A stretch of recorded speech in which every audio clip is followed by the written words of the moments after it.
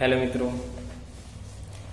હવે આપણે દાખલાઓની વાત કરી રહ્યા હતા. છેલ્લા આપણે અમુક દાખલાઓ જોઈ નાખ્યા હતા સ્વાધ્યાયના 7મા ચેપ્ટરમાં.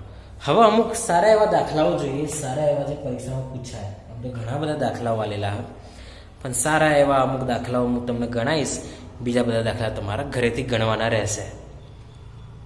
બરોબર?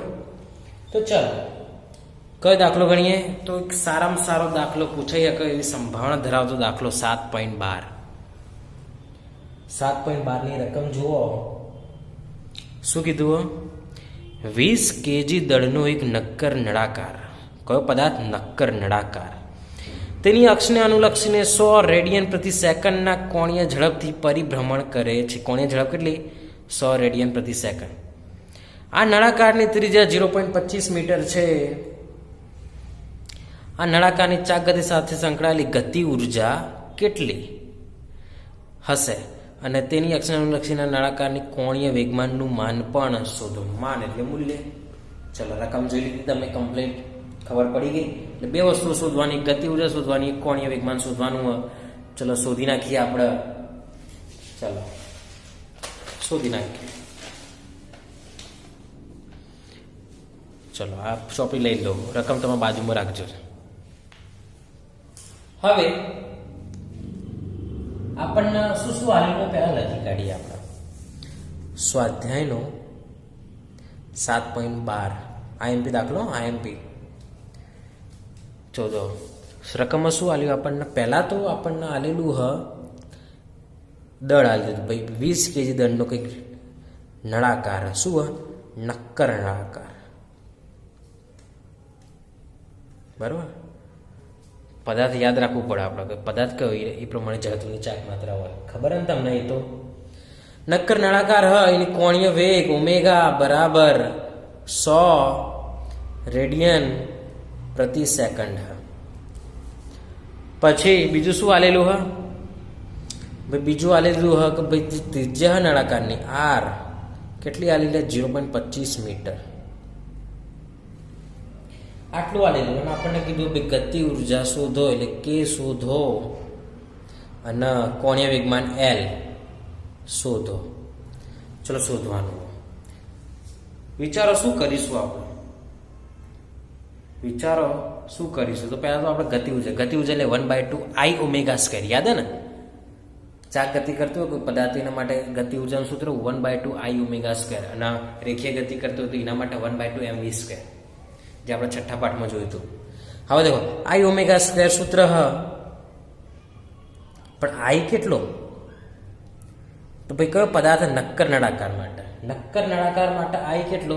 તો આપણે પાછા I એ ચોપડી લઈને અને પેલો કોઠો જોઈએ. મેં તમને કીધું તો કોઠો ગોખી જ નાખજો. કોઠો જોઈએ નક્કર નળાકાર માટે. હું તમને બતાવી દઉં. જુઓ, આ પોલો નળાકાર અને આ નક્કર નળાકાર. નક્કર નળાકાર માટે કેટલું? mr²/2 mr²/2 નક્કર નળાકાર તમે દેખાય જ છે. ચલો ક્લિયર. તો I કેટલો? mr²/2. સ્મોલ લખો, કેપિટલ લખો, કોઈ ફરક પડે નહીં. ચલો I મળી ગયું મને. બસ હવે કિંમત મેળવવાની, બધું કોઈ કરવાનું નહીં. સૂત્ર તમને ખબર જ છે. તો નક્કર નળાકાર માટે હવે ગતિ ઉર્જા કે બરાબર 1/2 I omega square. 1/2 I omega square. 1/2 I કેટલા? આટલા mr²/2 ઓમેગા સ્ક્વેર ઇમના ઇમ. બસ હવે કિંમતો મેલો, જવાબ રેડી. 1/2 m કેટલા? m કેટલા? રકમમાં જો. m કેટલા? 20. r² r કેટલા?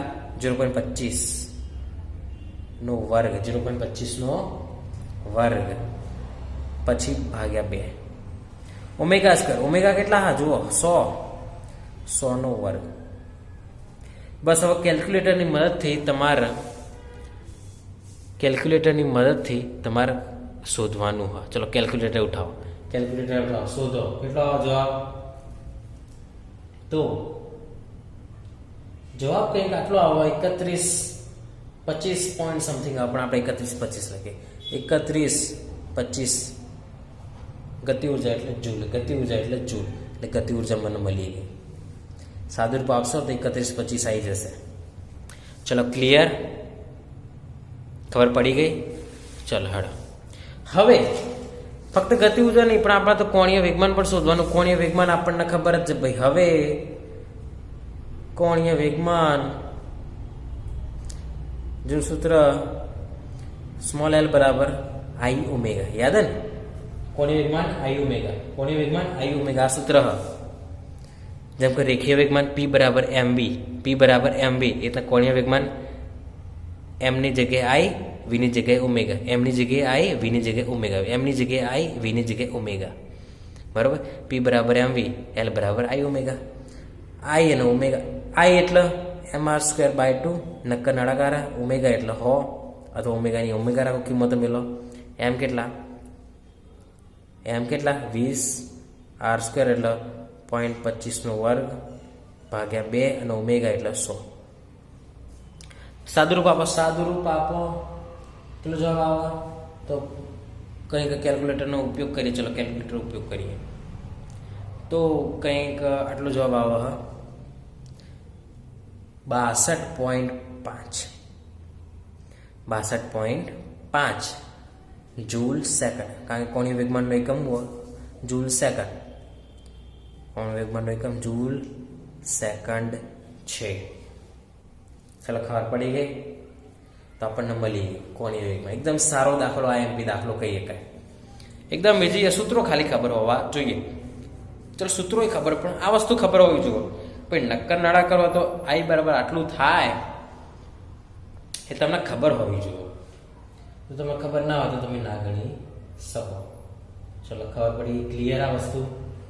ચલો હાલો હવે આગળ જઈએ, બેક ટુ બેક જ જઈએ. 7.13 પણ આપણે જોઈ લઈએ. 7.13 ની રકમ જોઈ લઈએ. રકમ થોડી લાંબી હ. ચલો રકમ થોડી લાંબી પણ જોઈ લો. હવે જુઓ શું કે હા, એક બાળક તેના 2 હાથ પહોળા કરીને ટર્ન ટેબલના કેન્દ્ર પર ઊભો છે. એટલે ટર્ન ટેબલ એટલે ફરી શકે એવું ટેબલ, એના કેન્દ્ર પર ઊભો છે એક બાળક 2 હાથ પહોળા કરીને. ટર્ન ટેબલ એ 40 રોટેશન પ્રતિ મિનિટની કોણીય ઝડપથી ભ્રમણ કરે. એટલે 40 પરિભ્રમણ પ્રતિ મિનિટ. રોટેશન એટલે પરિભ્રમણ. રોટેશન પ્રતિ મિનિટથી ભ્રમણ કરે છે કોણીય ઝડપથી. જો આ બાળક તેના હાથોને પાછા વાળે અને તેનાથી તેની ઝડપની ચાકમાત્રાનું મૂલ્ય ઘટાડીને તેની પ્રારંભિક ઝડપની ચાકમાત્રાનું મૂલ્ય કરતાં 2.5 ગણું કરે તો તેની કોણીય ઝડપ કેટલી હશે? બરાબર? અને ટર્ન ટેબલ ઘર્ષણ રહી છે એમ ધારો. એટલે પહેલી વસ્તુ શોધવાની કીધી, જો ઝડપની ચાકમાત્રા 2.5 ગણી થાય તો કોણીય ઝડપ કેટલી એ શોધવાનું.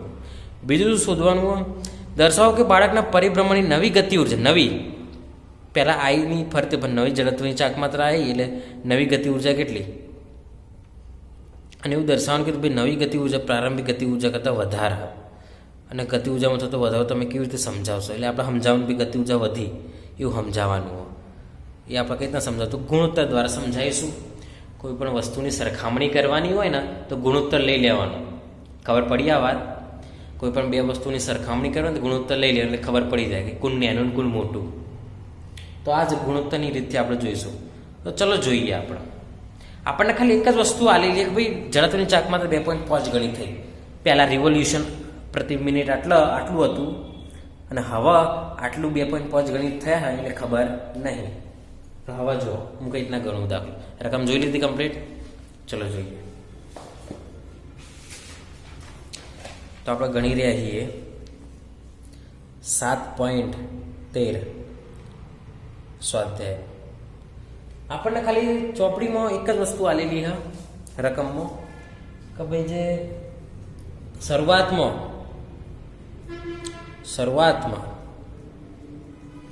જડત્વની ચાક માત્રા ધારો કે હતી I1 હતી.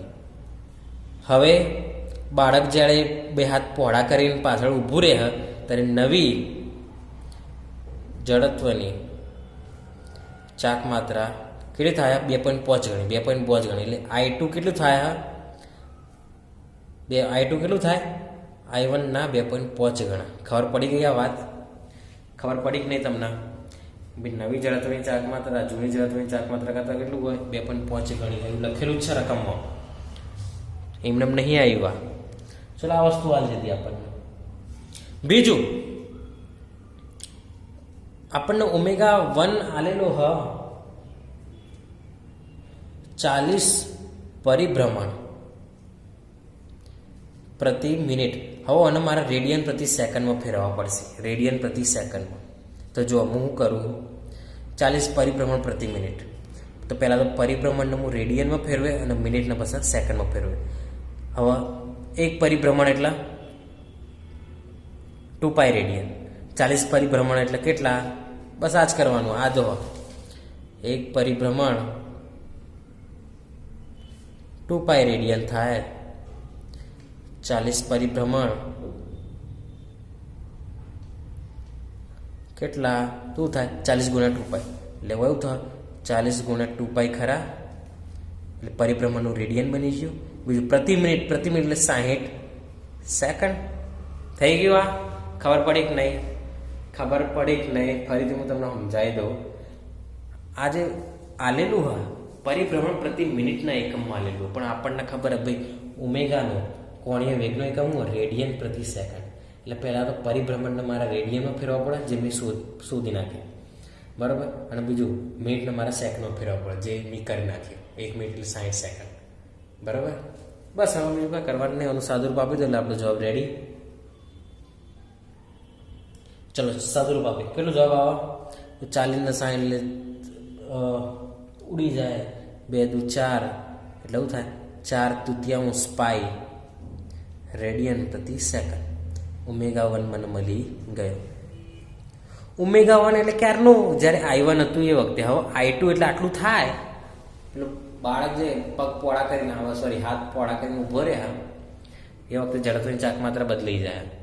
હવે જડત્વની ચાક માત્રા બદલાય તો ω પણ બદલાય. એટલે એ જ આપણે શોધવાનું ભાઈ નવી કોણીય ઝડપ કેટલી, જે આપણે શોધવાની છે. હવે શું કરીશું આપણે નવી કોણીય ઝડપ શોધવા માટે? તો હું તમને એક વાત કહું ભાઈ, ગમે તે કરે કોણીય વેગમાનનું તો સંરક્ષણ જ થાય કે, બરાબર. કારણ કે કોઈ બળ લાગતું નહીં, કોણીય વેગમાનનું સંરક્ષણ. કોણીય વેગમાન સંરક્ષણના નિયમ પ્રમાણે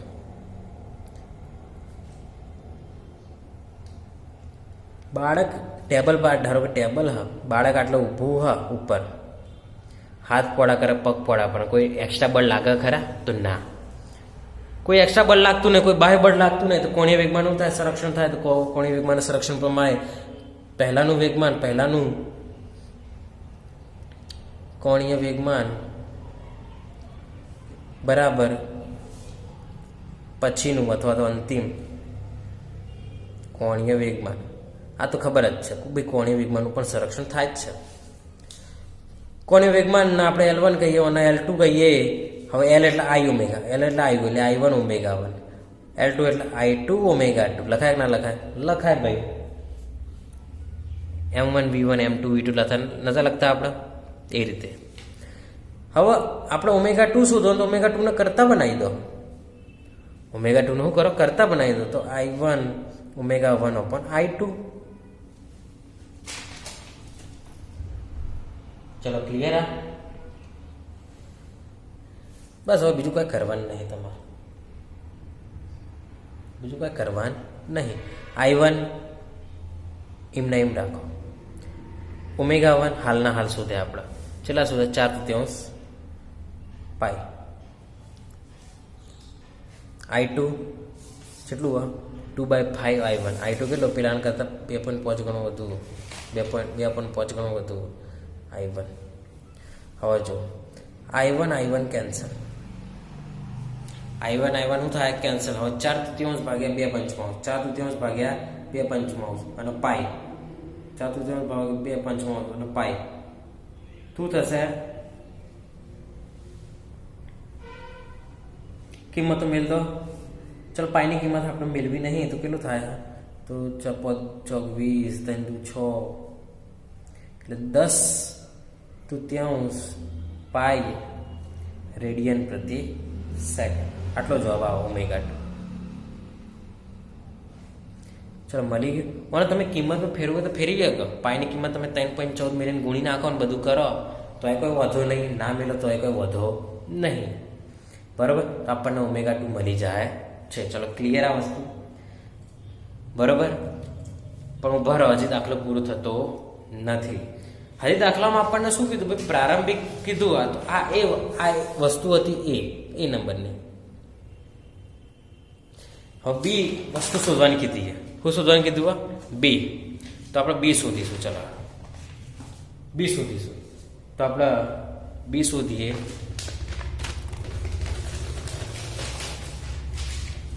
બી નંબરમાં આપણને શું કીધું હતું? ભાઈ જે ગતિ ઉર્જામાં કેટલો ફેરફાર થાય. બરોબર, ગતિ ઉર્જા વધે તો કેટલું વધે એની વાત કરવાની. તો દેખો ગતિ ઉર્જા K2 બરાબર 1/2 I ઓમેગા સ્ક્વેર. K2 એટલે I1 ઓમેગા 1 નો સ્ક્વેર થાય. I1 ઓમેગા 1 નો સ્ક્વેર થાય. બરોબર, આ તો તમને ખબર જ છે. હવે આપણે રકમમાં એવું કીધું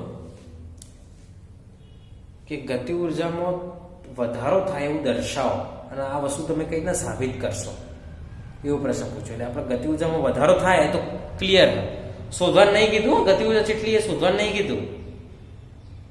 રકમના પહેલા સમજજો. દેખો હું રકમ ફરી તમને બતાવી દઉં. શું કહે? દર્શાવો કે ભારતની ગતિ ઉર્જા પ્રારંભિક ગતિ ઉર્જા કરતાં વધુ છે, આવું દર્શાવવાનું કીધું. આપણે અંતિમ ગતિ ઉર્જા કેટલી છે એ કીધું નહીં, પણ આપણને શું કીધું? ગતિ ઉર્જા વધુ હોય એવું દર્શાવો, બતાવો. ખાલી શોધવાની જરૂર નહીં તમારે. બરોબર, ખબર પડે નહીં પડતી? તો ચલો આપણે ગતિ ઉર્જા વધુ એવું આપણે બતાવીએ. ચલો તો આ શોધવાની જરૂર નહીં, લેવાની કોઈ જરૂર નહીં. હાલ ઉભા રહેજો. તો બી નંબર શું કરીશું આપણે?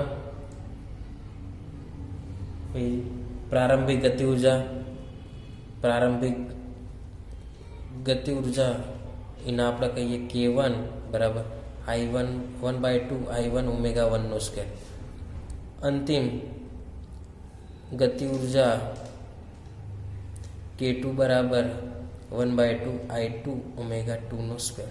બસ ગુણોત્તર લેલો. ગુણોત્તર લેતા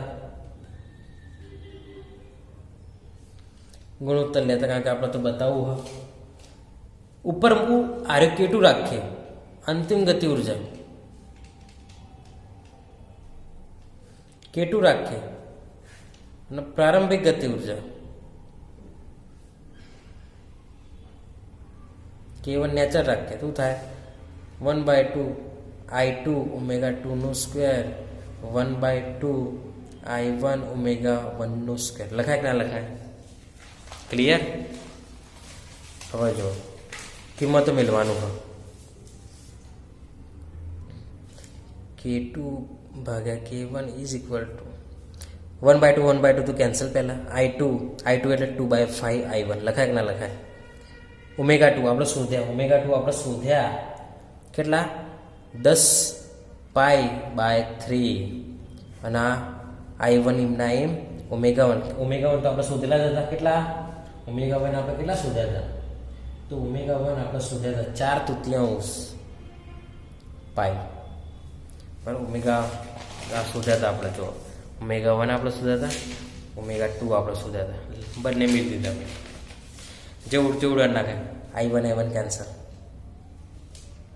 બસ એનું સાદું બીજું પાઈ કેન્સલ. 3 કેન્સલ. શું થાય? 5 × 10 એટલે 2 × 4 કેન્સલ. શું થાય? તો કંઈ કેટલો જવાબ આવે? 2.5 જવાબ આવે. K2/K1 કેટલો જવાબ આવે? 2.5 જવાબ. કેલ્ક્યુલેટરમાં તમે કરો તો આવી જશે જવાબ. ચલો 2.5 આવ્યા. તો K2 બરાબર 2.5 K1 લખાય કે ના લખાય? તો આનો અર્થ એવો થયો કે ભાઈ K2 મોટો K1 કરતા. કેટલો? 2.5 ગણો.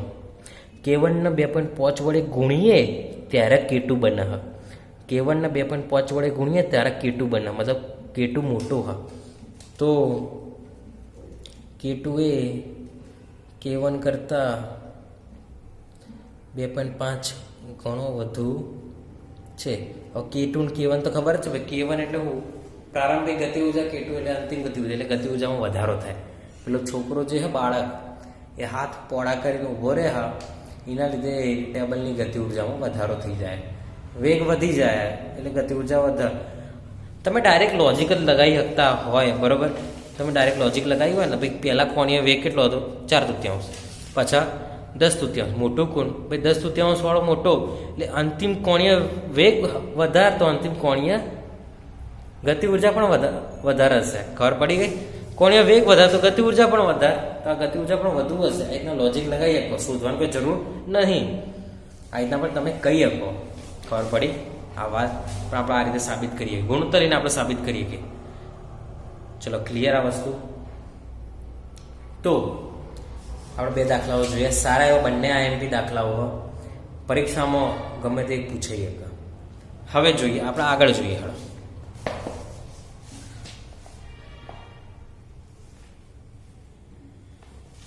હવે જો 4.16 હોય કેન્સલ કરજો. ગુરુત્વ કેન્દ્ર શોધો લખેલું. હવે ગુરુત્વ કેન્દ્ર વાળો ટોપિક આપણે કેન્સલ, એટલે આ દાખલો પણ કેન્સલ હશે. ભલે પેલા જે બોર્ડ દ્વારા રદ કરેલા ટોપિકમાં નહીં આલ્યું હોય પણ આ કેન્સલ કરજો, કારણ કે કેન્સલ જ નહીં પૂછાય, કારણ કે આનો ટોપિક જ કેન્સલ હોય એટલે આપણને ના જ પૂછાય બરાબર. એટલે 7.16 કેન્સલ. હવે આપણે દાખલો જોઈએ, કોઈક સારો એવો દાખલો જોઈએ. એક નાનો દાખલો જોઈ લઈએ, બીજા દાખલાઓ જોઈશું. આ બધા મોટા દાખલાઓ પણ આપણે લોબુ લેક્ચર થઈ જાય એના માટે આપણે નાનો દાખલો જોઈ લઈએ સારો એવો. તો 7.20 જુઓ. 7.20માં શું કહે? ઓક્સિજન અણુના દ્રવ્યમાન 5.30 × 10⁻26 kg અને તેના કેન્દ્રમાંથી પસાર થતી તેના 2 અણુઓને જોડતી રેખાને લંબ એવી અક્ષને અનુલક્ષીને તેની જડત્વની ચાક માત્રા, એટલે જડત્વની ચાક માત્રા આલ્યું, દળ આલેલું. હવે ધારો કે કોઈ ગેસ આવા અણુની સરેરાશ ઝડપ 500 મીટર પ્રતિ સેકન્ડ વેગ આલી દીધો. હવે તેના પરિભ્રમણની ગતિ ઉર્જા એ એના સ્થાનાંતરણની ગતિ ઉર્જાથી 2/3 છે, તો અણુના સરેરાશ કોણીય વેગ શોધો. રકમ સમજજો બરાબર, રકમ સમજજો. પહેલાં તો શું શું આલ્યું રકમમાં એ જોઈ લો.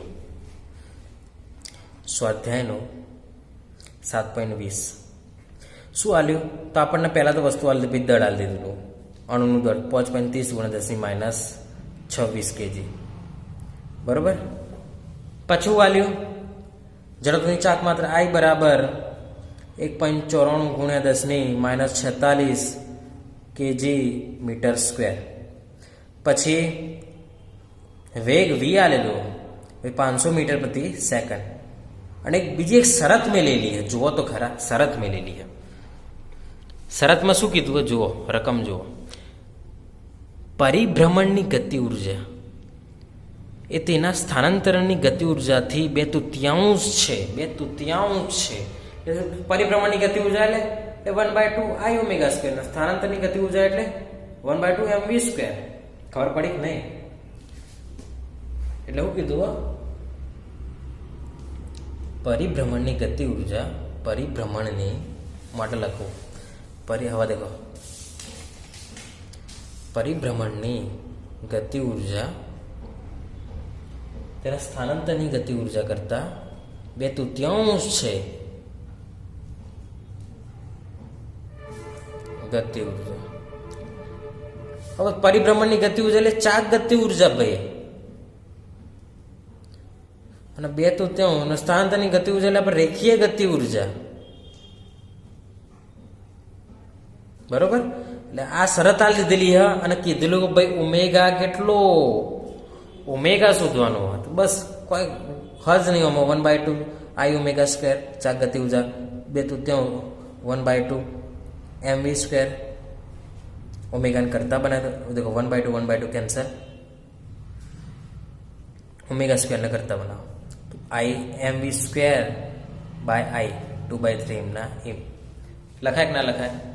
બસ હવે ઓમેગા શોધવું હોય, બસ અમારા સૂત્રમાં કિંમત મેલો જવાબ આવક ના આવે, આવી જ જાય, જવાબ આવી જ જાય. બસ મેલો બધું તો આલ્યું આઈ આલ્યો એમ આલ્યો વી આલ્યો આઈ આલ્યો એમ આલ્યો વી આલ્યો બસ કિંમત મેલો 2 એમ એટલે 5.30 ગુણ્યા 10 - 26 વી એટલે 500 નો વર્ગ પાછો 3 9 આઈ એટલે કેટલા આઈ કેટલા આલ્યા 1.94 ગુણ્યા 10 - 46 બસ આનું સાદું રૂપ આપો અને પાછું વર્ગમૂળ કરી નાખવાનું એટલે ઓમેગા એટલે આનું વર્ગમૂળ કામ ઓમેગા સ્ક્વેર એટલે આપણો ઓમેગા એટલે આનું વર્ગમૂળ થાય ઓમેગા કરી નાખો ચલો આ જાતે જ કરજો ચલો ઉપર કંઈક આવા 265 ગુણ્યા 10 - 22 ભાગ્યા